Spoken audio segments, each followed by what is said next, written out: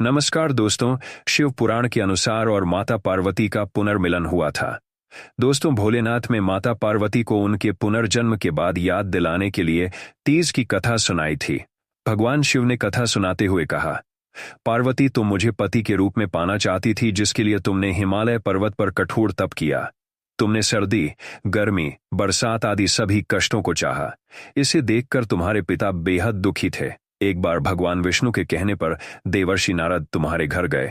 उन्होंने तुम्हारे पिता से कहा कि विष्णु भगवान आपकी पुत्री से विवाह करना चाहते हैं।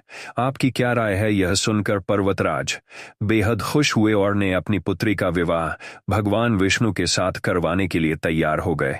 यह समाचार नारद जी ने विष्णु भगवान को दिया, लेकिन जब यह बात पता चली तो तुम नाराज हो गई, क्योंकि तुमने मेरे लिए घोर तप किया था और तुम मुझे मन ही मन अपना पति मान चुकी थी। यह बात तुमने अपनी सहेली को बताई, तब उसने तुम्हारी मदद करने के लिए तुम्हें एक घने वन में छुपा दिया, ऐसा जहां तुम्हारे पिता कभी नहीं पहुंच सकती थी।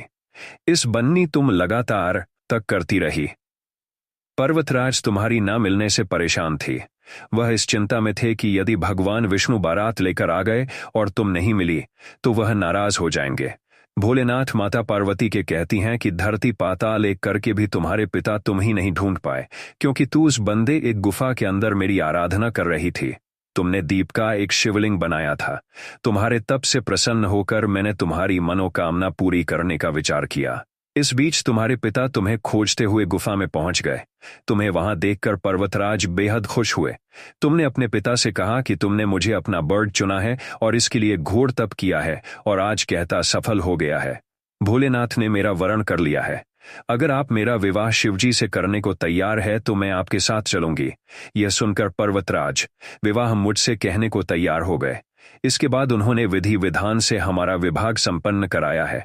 पार्वती, जिस तरह तुमने यह मेरा कठोर व्रत किया और हमारा विवाह संपन्न हुआ, उसी तरह यदि कोई स्त्री हरियाली तीज का व्रत पूरी श्रद्धा और निष्ठा से करेगी तो मैं उसे मनवांछित वर प्रदान करूंगा और अखंड सौभाग्य का वरदान दूंगा। फिर भोलेनाथ कहानी को कहते सुनती और हूं कार भरती सब पर कृपा करिएगा। इस दिन महिलाएं अपने पति की लंबी उम्र, अखंड सौभाग्य के लिए मां पार्वती भोलेनाथ की पूजा करती हैं। जय भोलेनाथ, जय माता पार्वती।